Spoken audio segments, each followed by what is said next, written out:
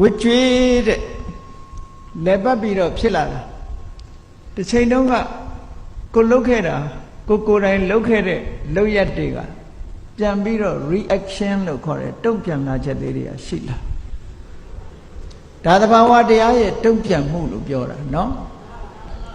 အဲ့ဒီတုံ့ပြန်မှုလေးတွေက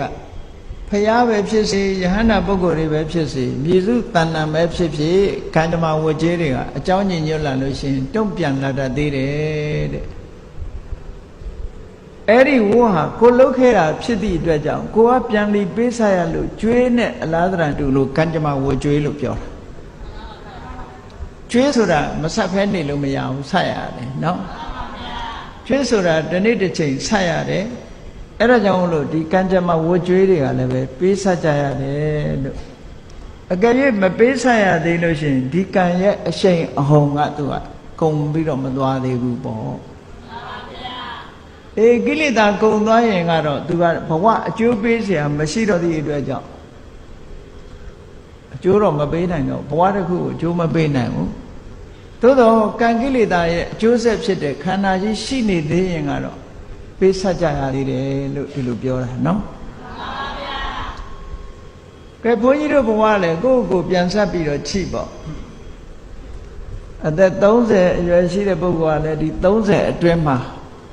ဘာတွေဖြစ်ခဲ့တယ်လဲ40 50 60 80ရှိတဲ့ပုဂ္ဂိုလ်ကလည်းပဲကိုယ်ဒီဘဝတွေအတွင်းမှာဘာတွေဖြစ်ခဲ့တယ်လဲပြန်ပြီးတော့ချိမဖြစ်ချင်တာတွေဖြစ်လာလို့ရှိရင်ကံကြမ္မာဝကျွေးနဲ့သက်ဆိုင်မှုရှိမရှိ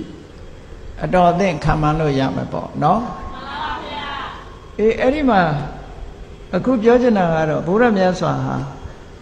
ဖျားဖြစ်သူရောက်လို့ကိလေသာတွေကုန်ပြီမဲ့လို့အတိတ်ဘဝကကံကြမ္မာဝကျွေးတွေကိုပြန်လီပေးဆက်နေရသေးတယ်တဲ့ဆိုလိုတာကအတိတ်ကံရဲ့လှုံ့ဆော်မှုလေးတွေဟာမြတ်စွာဘုရားမှာကံရဲ့အကျိုးဖြစ်တဲ့ခန္ဓာကြီးရှိနေသေးလို့ပြန်ပြီးတော့ပေါ်လာတတ်သေးတယ်လို့ဒီလိုပြောတာနော်အဲ့ဒါကိုပုပ္ပကမ္မပိလောတိကဗုဒ္ဓပါရဏဆိုပြီးတော့ပါရဏထဲမှာမှတ်တမ်းတင်ထားတယ်ဘုရားရဲ့ဘဝနဲ့ဆက်ဆက်ပြီးတော့ချိကြရအောင်အလုံးသိတဲ့အတိုင်းမြတ်စွာဘုရားရဲ့ဘဝဆိုတာပါရမီ10ပါးအပြား30ဖြစ်ချစ်ပြီးတော့ဘုရားဖြစ်လို့ရောက်လာတယ်နဲတဲ့ကုသိုလ်တွေမဟုတ်ဘူးကုသိုလ်ကောင်းမှုတွေကအမတန်မှများတယ်အဲ့ဒါလို့များတဲ့ကုသိုလ်ကောင်းမှုတွေကိုစီးပူးအထောက်လို့ဘုရားဖြစ်လာတာတောင်မှပဲဟောဒီခန္ဓာကြီးရှိနေတဲ့အခါမှာတစ်ချိန်တစ်ခါမှားခဲ့တဲ့အကုသိုလ်ကံက